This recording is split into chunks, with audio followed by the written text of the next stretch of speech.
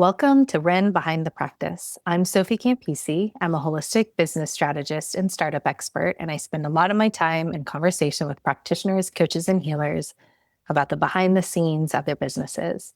What I started noticing is that some of the most honest, important conversations about building a practice were happening quietly, one-on-one, behind the scenes, and often in isolation. Most practitioners are incredibly skilled at the work they do with their clients, but very few of us were ever taught or trained in how to build a successful startup business. And suddenly we've been left to figure it out on our own. This podcast exists to bring those conversations forward, the dreams, the uncertainty, the highs and lows, the recalibrations, and the messy middle. My hope is that by normalizing these conversations, we can soften the stigma, feel less alone, and start closing the gaps together. Today's guest is Diane Bovalino. Diane is a money manifestation mindset coach, Akashic reader and healer, Reiki master, and four-time international Amazon best-selling author. She works with purpose-driven women to unlock their Akashic blueprint, release energetic blocks, and manifest more money, ease, and fulfillment.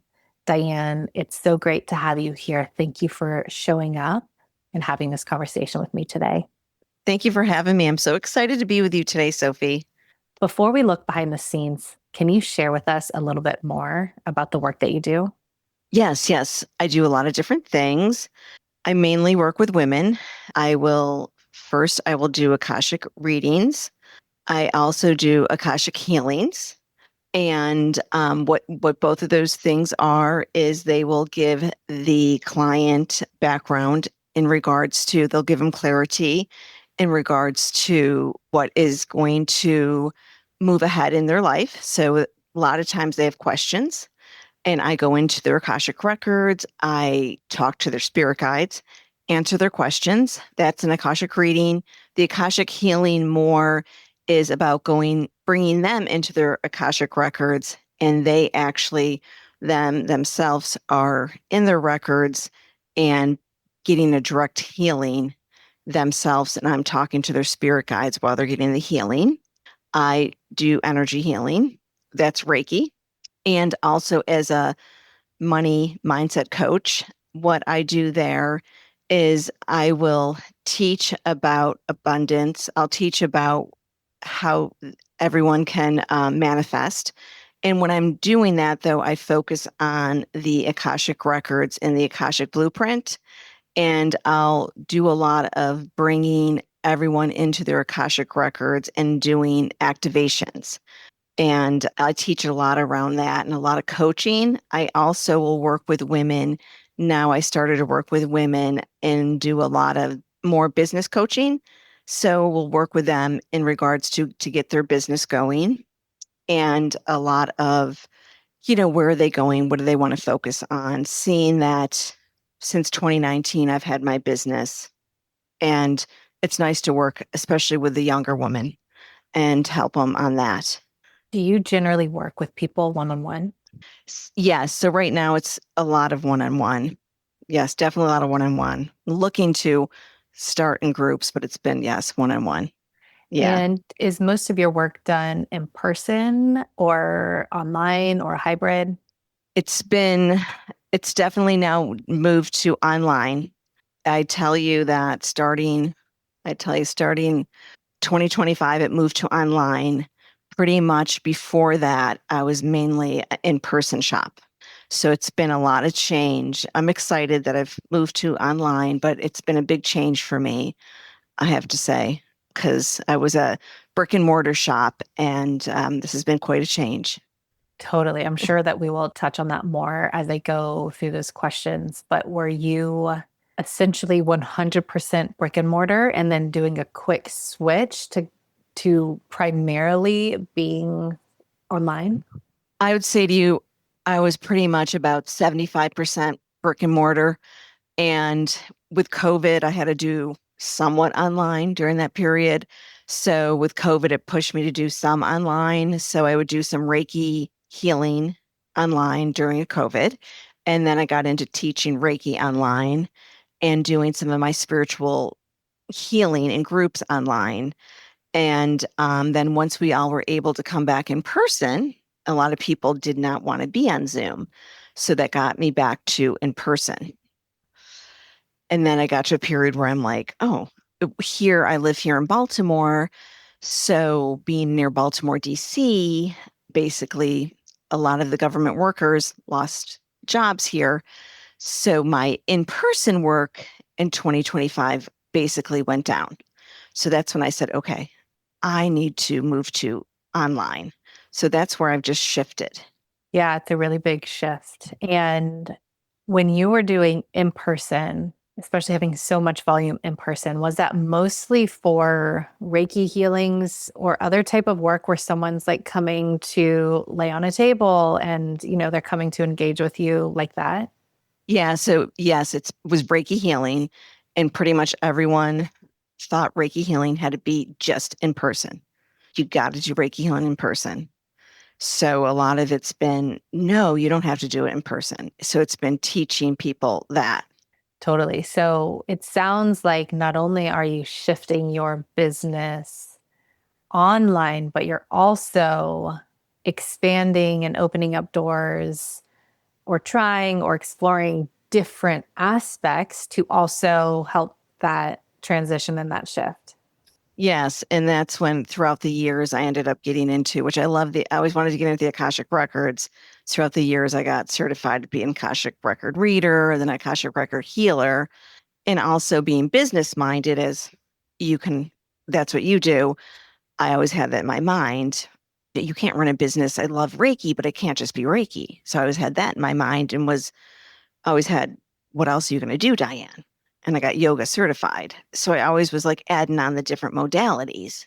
Many of us do that. And then life coaching, I Yeah, got that certification too in 2025. yeah, totally. I think that, yeah, I mean, that's a whole different kind of thing to, conversation to go down. But yeah, most of us, and that's also part of what my bread and butter and my expertise is with working with people, is people who fall into that category where usually we get so many certifications because first and foremost, it's our own path. It's usually where it starts because we are seeking healing for ourselves. And so we're exploring different things and we might get certified, usually not intended all, let me do this professionally, but just like, let me keep following my soul's path. Like, let me continue answering the call to explore this thing and that thing. And then often we, I'm sure you can relate to this Hmm. and everyone listening, we get these pings of like, that's a piece to my puzzle, like there are certain things that will just light us up in some way of like, yes, that's something that I need to explore. And ultimately, we become multifaceted, very dynamic, multi certified professionals. But ironically, often the deeper we go into the work, it can make the business side and running the business side harder because we don't fit into a really clear, simple box where it's easier to just say, yep, I'm just Reiki. Just come for this one thing. All of a sudden, it's like, wait, I can do so many things. I can help so many different types of people. I use all 7 of my certifications when I'm doing the work, but how do I talk about it? Now I'm trying to write a website. Now I'm trying to write a description for a session, but it's impossible because there's so many different things going on. There's so many different things I can do. That's exactly it. And then I tell myself, I'm like, wait, in 2019, you got into this because you got breast cancer at the age of 40, and Reiki healing is what helped you get out of the depression and helped you find yourself and connect back into your body after, all the chemo. So I'm like, wait a minute. You know what I mean? It's like what you just said. But then but then again, it's like you said, but I love all the other things too. There is a solution, but really, what you're saying, so many of us can relate to. I absolutely can, which is why I ended up doing what I do. It's why that's my area of expertise and that's my bread and butter of working with people that fall into this category of having lots of different certifications, being so qualified, really having true to the name of a holistic toolkit of understanding that. And I think that's the other thing. And maybe I didn't finish my thought earlier or I Hmm. wandered off on my thought. Another reason why we tend to get all these certifications, A, because we're using them ourselves, and B, because certain things pull our awareness, but also because we all know that there is no one single thing that is the answer for everything. Like that is inherent in the name, inherent in the, I guess you could say, for lack of a better term, movement of holistic well-being, holistic care, holistic approaches to not only wellness and well-being, but life and all these other things is like, having the ability to pull from different areas and, synthesize a lot of information so that we're not just, okay, well, this is what I taught and this is what I'm going to spit out. And you have this problem. So I'm going to make sure that I answer based on this one specific train of thought. It's no, like we know that that's not actually like accurate. Yeah. And then it's always like, what is your niche? And it's like, really? I think your niche finds you. And really, and then you come up with a business name and it's like, really, like we're the business. Totally. When you look ahead to the next 6 to 12 months, what goals do you have for your work and for your business? So for the next 6 to 12 months, for me, it's to basically to take the brand and put it more online and also to increase my network online. I have like the Facebook groups and I'm strong in, but it's also to really decide, where do I want to be in regards to what platform do you want to focus on? Because you just can't focus on every single platform out there online because you have only so much energy and our body, our nervous system can only handle so much. Are there any specific action steps? So getting your business and your work to be more anchored online, finding more of that consistency, that flow, finding more clients, I'm assuming is part of that, like having a fluidity and a flow to your online side of the business where you're able to get that momentum. I'm assuming that's part of, expanding into the next chapter for you. So is there any flow? Like what's the plan of how I'm going to do it? Yeah. Are there any action steps that you think that it's going to take to get to this next level of like flow with the online side?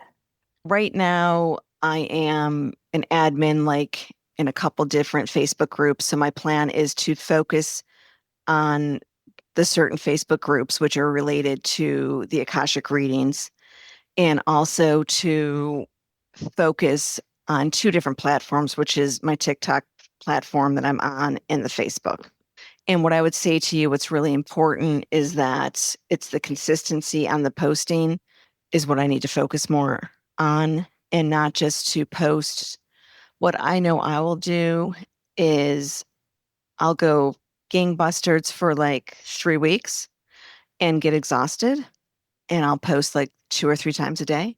So I need to really focus on my energy and come up with my own content strategy. And it probably is like probably 4 days a week and stay with that plan. Does that make, come up with my own content strategy and focus on what my body can handle. And it needs to be focused on what I can do. And what I know I've had before is somebody else doing it for me. And I truly believe that somebody else doing it for me, I can't have someone else do it for me because I need to come up with the reel because it's me. It's not somebody else. And somebody else creating the reel for me and telling me what to say, those did not go as well as me creating them. So that's kind of what I'm learning. And then when I have somebody coach me, I'm really off the cuff. I need to be off the cuff. And even the coaching, I've had enough coaching. At this point, I know it all has to be coming from me and reading my nervous system and my energy level, but Totally. sticking with a plan. Yeah, I think that, that intuition or what you're kind of like realizing, I guess through learning, I guess the hard long way because you have hired people is something that I did the same exact thing and I hear people repeat over and over. Well, first and foremost, and I've said this so many times on this podcast, but there is absolutely this social media growth myth that I don't know exactly where it's coming from, but it's like post more, do more, put more content out, and it's going to equal more clients. And it is absolutely not true. And so part of, that burnout that you ran into, that I ran into, and so many people do, it's like, oh, I just need to post more. I need to be more consistent and I need to post more. And then we post. but nothing comes from it. And then it's like we're exhausted, but it's not an equal energetic exchange. It's not reciprocal because we post stuff and it goes out into the void and it's like not getting traction or responses. And, anyway, I talked recently with someone on an earlier episode. I'll follow up with you on exactly which one. I'll tell you when it comes out because I think you'd enjoy listening to it, but more in depth about this and also how like it's not um it's not the most effective place to get clients when it comes to content. Content plays a valuable role, but actually building trust, it's actually not a great trust building place. And so I think that's part of what our desire is and why we get pulled to feel like we want to post more because we genuinely want people to know I can help you. This is what I'm qualified at doing. I want to help you with this or this or this. But it's just not at a very effective place to actually build that trust. And so it kind of like it totally it burns us out because it's kind of like this empty, bottomless pit. Anyway, so going back to what you were saying of finding your own cadence, it's so wise. I did exactly what you did. And I hired people because social media was such a problem for me and it was such a breakdown. It was such a pain point for me. And I hired people when I didn't even have necessarily the money or the means to Yeah. do it, but I thought it would solve my problem and it never did. And I ran into problems like you mentioned, people creating content calendars for me and giving me an idea for a post that I was like, I would never do that. Like, Yeah. it's not me. I would never do that. And then it never actually took something off my plate. It actually just added a little more stress and confusion. And it also more wasted money and more wasted time because it actually was not a solution to solving my real problem, which was I needed to understand and find how to cultivate the community around my gifts and what I was doing and how I could help people. And it never solved that. It just actually like caused a lot of problems. And I do know I need to spend some time networking where I know you and I met, and I need to get that in my calendar. And I know I need to, I always go gangbusters and then I burn myself out. It's part of my personality. I'm like, okay, I need to not go gangbusters. I need to just work it into the calendar again on my nervous system and my energy level so I don't burn myself out. I think, yeah, yes. And I think part of why this happens to us, and I know you are, and you know this, but it's like we're all well meaning. We're genuinely trying to figure things out. But because we don't have that really clear game plan, it's so easy to go so hard into one thing because we're like, this will be the thing that solves it. So we like, we'll push into it and it drains us, but it also usually doesn't air quotes, like work, it doesn't bring us Right. actually what the goal was. And then it's like, and then we'll try something else and we'll do the same thing because again, like the way that I see it is it's not just because we're doing something wrong or consciously or purposely doing that. It's like we're genuinely trying to figure it out. We care so much about the work that we do. We're so devoted to it. And without a clear plan, like without that really clear thing of like, yes, like I know if I take this action every day, like without that, it's so easy to fall into these cycles of overgiving in a certain area because you're like, this must be the Right. thing because I haven't tried it yet. So then we'll think this next idea, it must be the thing that's going to help us grow our business. And then usually it's not actually the thing. And there's no guarantee. I mean, there's no guarantee you post 3 times a day. And there's no guarantee you go to this meeting and network. There's no guarantee you give this for free. There's no guarantee. So you really need to, and then you're losing your energy to be with the clients. So that when you get a client, you could be totally worn out because you just posted. And in the work I know I do, I can't wear myself out because then I don't have the energy to do the reading properly or to give the Reiki healing. So really I've learned the last couple of months that I truly need to watch my energy level in order to, even with the coaching, in order to give what I need to give to the client and to really enjoy the work that I signed up back in 2019 and I wanted to do. And I truly did not realize how hard it was going to be to get the clients. That, I mean, what you just said, that really sums it up. like Yeah. in the thing is so many people say to me some version of, I have devoted my life to service. I have devoted my resources, my career path to serving others, supporting people. And I can't find the people that I'm here to serve. Like, how can that be? It's why I'm doing what I'm doing. That is the thing that pushes me through the hardships and all of the things. Like, that is what has become my core mission, because it seems so backwards or broken to me that that could be the thing that's keeping people from getting the support that they need. Because the practitioners, the healers, the coaches are here, and there is not a lack of need for the support in the world. There's not a lack of suffering going on. There's not a lack of chaos and breakdown. The bridge between the two sides is not really clear and not really fluid. That's part of what I'm here to work on and figure out. But everything that you said, and again, you really summed it up and nailed it with what you just said, is I didn't know how hard it was going to be to find clients and how ironic that feels. And I just said to myself just recently, I'm going to come up with my own content, my own strategy, because I can no longer keep on spending money this company doesn't have, thinking this person has the answer. This person's going to give it to me. I'm like, I don't have the money anymore. I need to figure it out myself, or just calmly do what I can do and see what spirit sends me.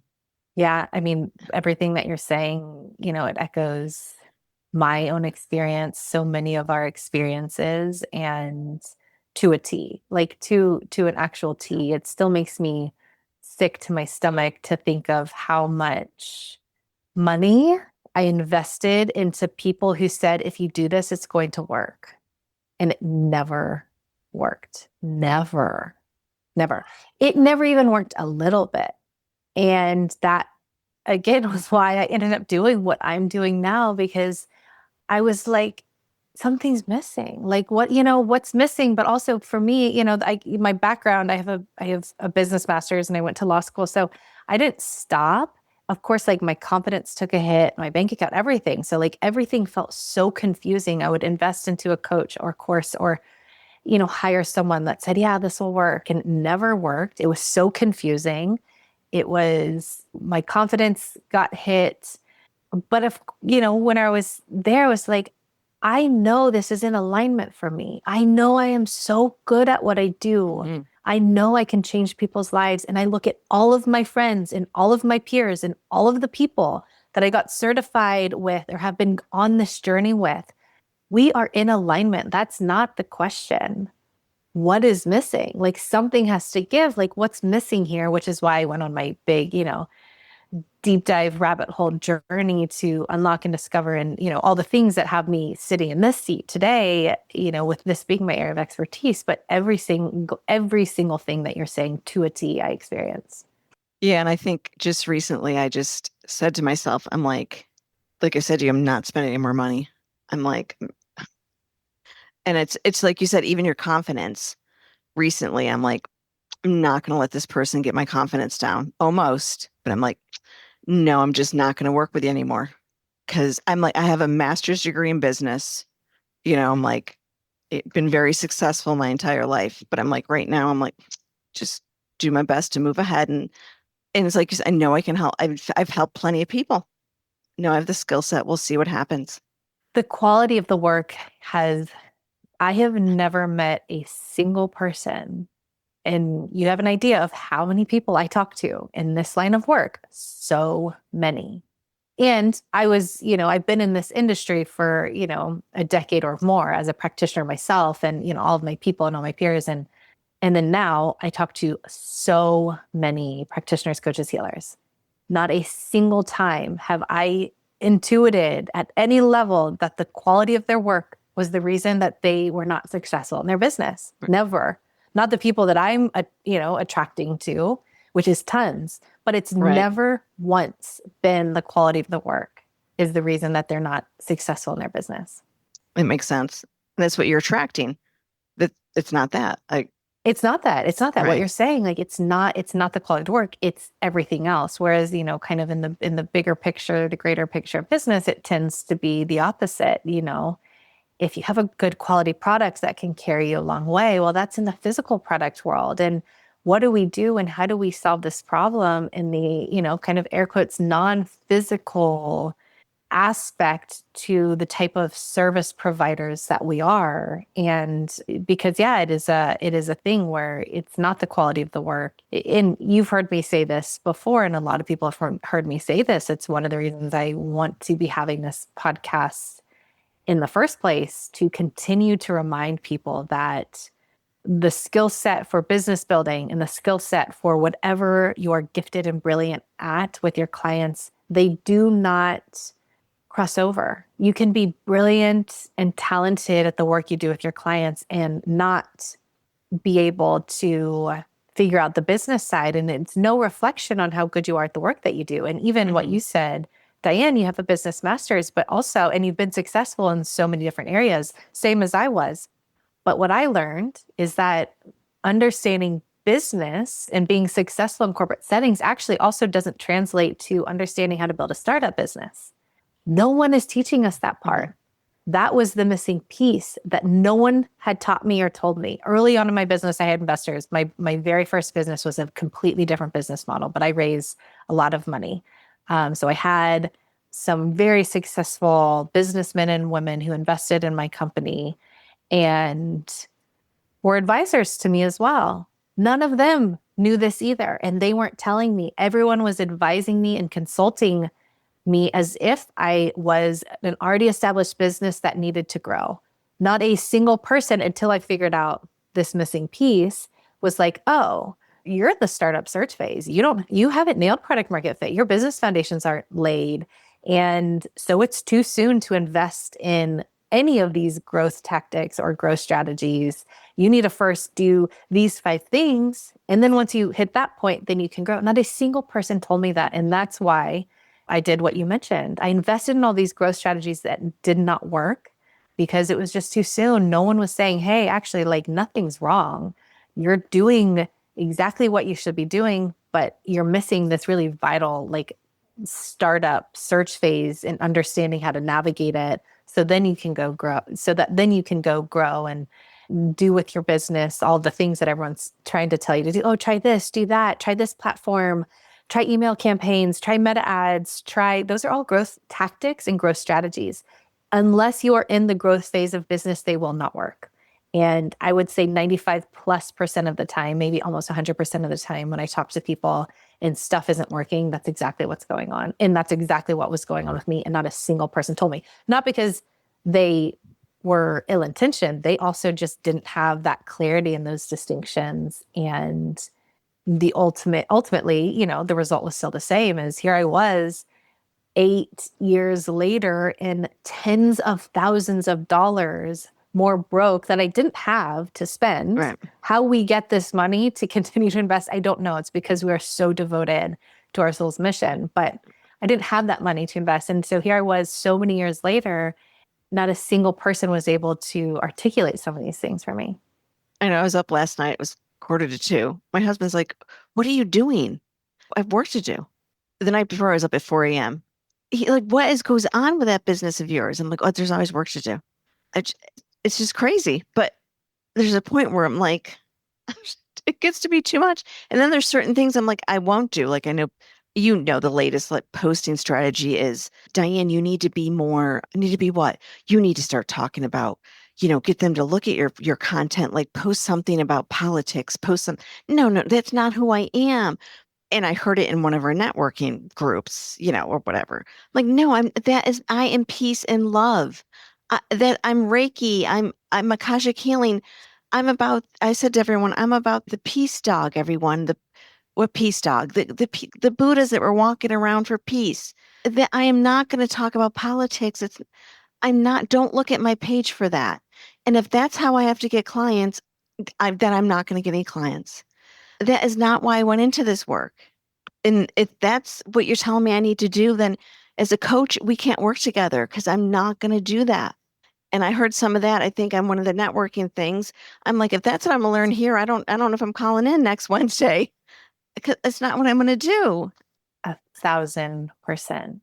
1,000%. I mean, yeah, that is, I mean, you nailed it. It's so spot on. It is part of what makes our pocket of the world's unique and different, but also, or I guess my people, the people that I tend to talk to, but also a joy for me that I get to have conversations with people like you because, and also makes it trickier Right. on the business building side. Right. Because, yes, sure, if you do this, it might work. You might get more clicks, but it's not in alignment. We aren't going to do Right. things that feel cringy or gross or I'm do not. not feel in alignment with who we be, who we are, our work, our values, all of the reasons that we even do what we do, all the things that we stand for. If it does not feel in alignment, we aren't going to do it. Even if someone says it's going to get you the clicks, like we just won't do it. It's not, it's completely goes against everything that we stand for.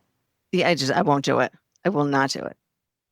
I'll shut the business down before I'm going to do that.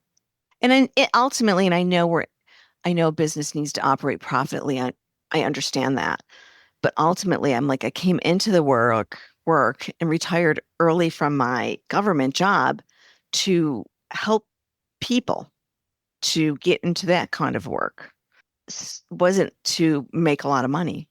And if that's what's happened, because the economy has changed around here, and I'm hoping I can turn it around online, I have to see, you know, clearly I'm on that struggle bus. Most 95+% of us are people. That is the real percent of how many practitioners, coaches, and healers are not financially profitable. And not just that, but are spinning and trying to figure it out. So you aren't alone. And I really want to acknowledge what you just said about I will shut the business down before I do any of that. I just want to acknowledge that for you.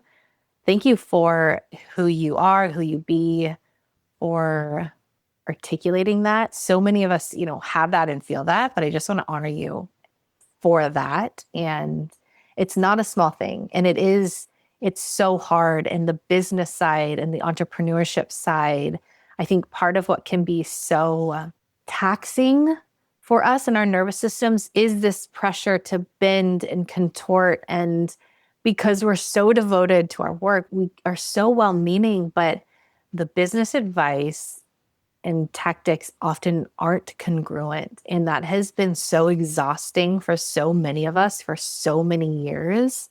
And it's so real. So I just want to acknowledge you for saying that because it's so real and for you to be able to, stand for who you be and stand for what you believe in.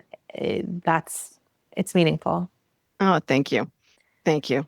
If you could wave a magic wand and have one thing solved or fixed for you in your business building entrepreneurship journey, one or more, if there are more that come to you, what would that be?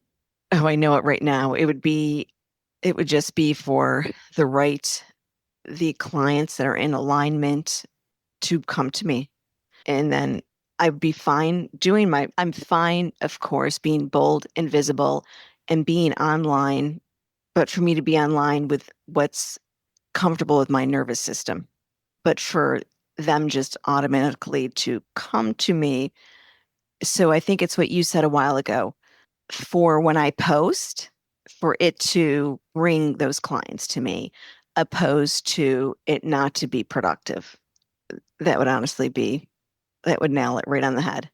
And what's the cost if you're not able to get your work to where you want to get it to? What's the cost to you, to others, to the world? The cost is, for me, the ultimate cost is the talent that I have, is that the transformation that I know I can bring to the world and to women out there won't occur because at this point, I've done some really deep soul searching and I no longer can, I can no longer burn myself out to push the business along. because the business is me. And I know that, and I actually listened to something was posted today that at age 50, you have only so much time left, only so many full moons, only so much time. And I'm over the age of 50. So at this point, like I'm more important than the business. That's ultimately the cost. Thank you for saying that too. And this has come up in one other episode that I've done with someone, but how, if we're being really honest, and the first time I said it, I was like, hopefully this isn't triggering to people, but it might be.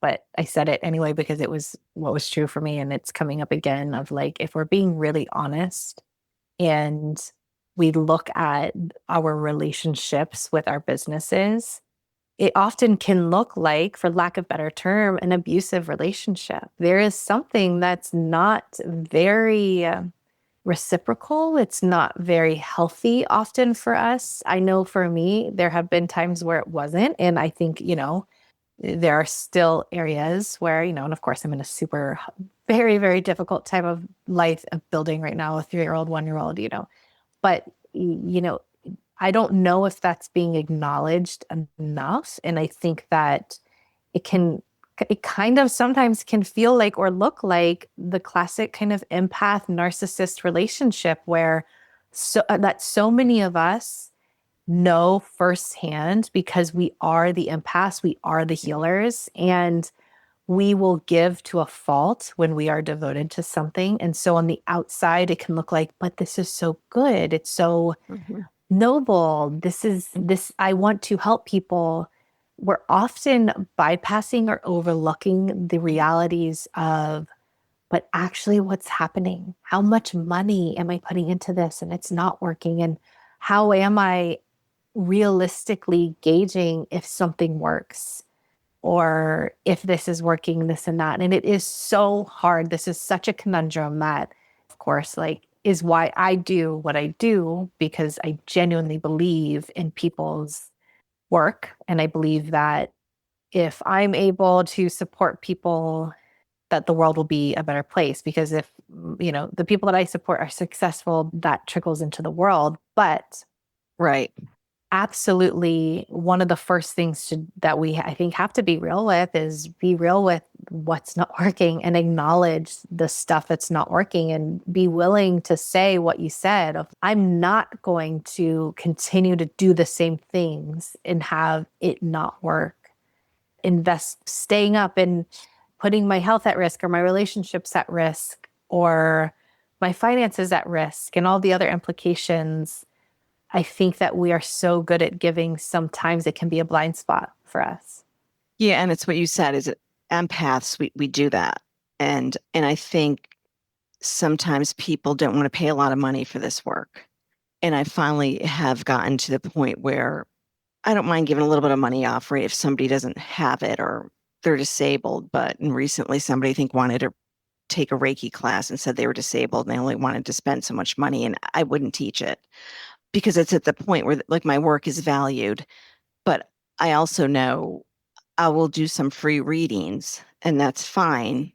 But there's a point that you can't keep on doing this because I know I'm not going to keep on staying up late and burning my body out because it is what you said. It becomes an abuse to yourselves.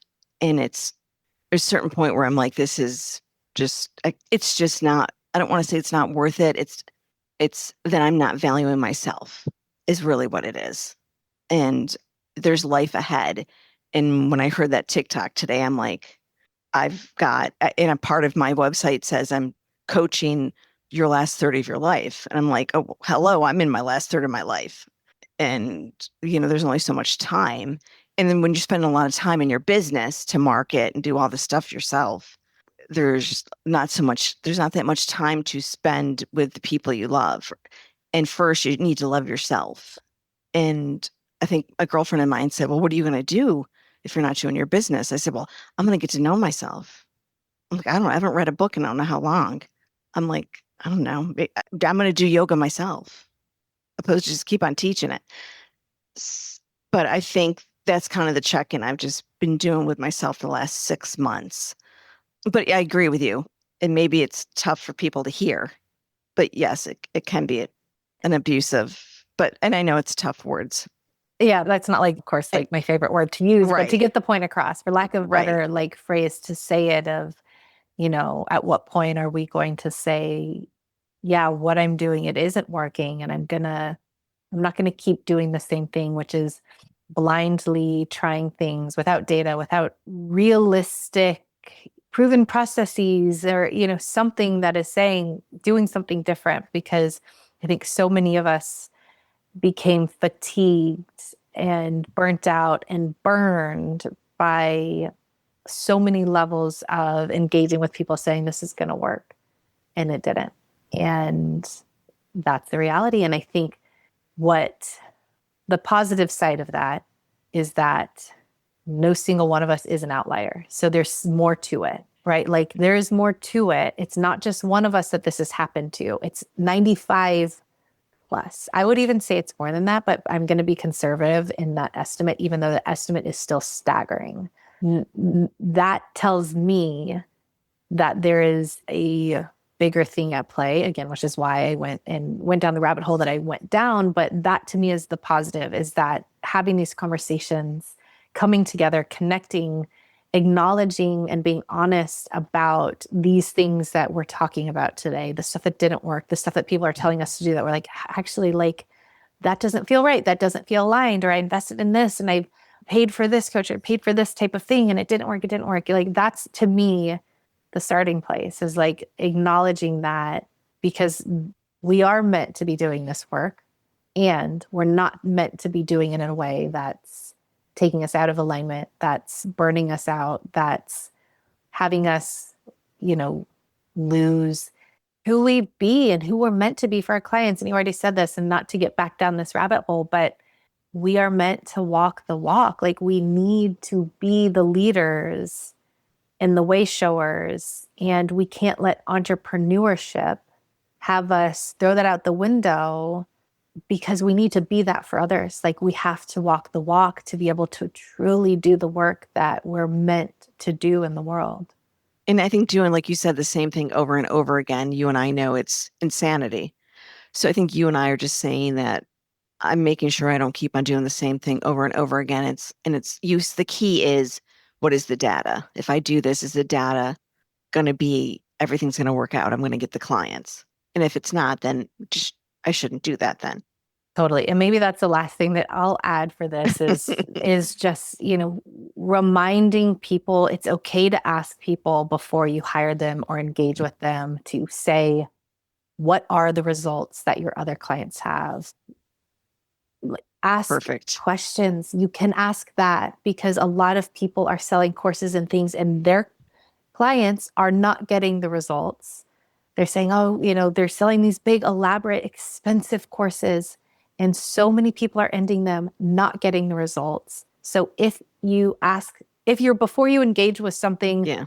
be willing to ask that. How are you measuring success? What exact things can you guarantee I will get from it? Money back guarantees are a great thing. If you ask these questions and people try to make you wrong or are squirrely, red flag, red flag, red flag. Ask about these types of things before engaging, especially with something that's very expensive, because you can and you have the right. And again, if someone Yep. doesn't answer, is unwilling to answer, gets squirrely, or tries to make you wrong for asking, red flag. And that's okay. You want to find out before you invest that money and time, find out sooner rather than later. It's just like dating. And I think if somebody puts, like, and this got me into a class, the emotion in there, well, how are you going to feel if you don't get if you die and your business wasn't successful?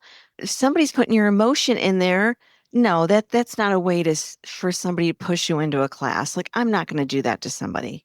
Red flag. Yeah. It shouldn't be emotional selling. No, ask for data, ask for examples, ask for money back guarantees.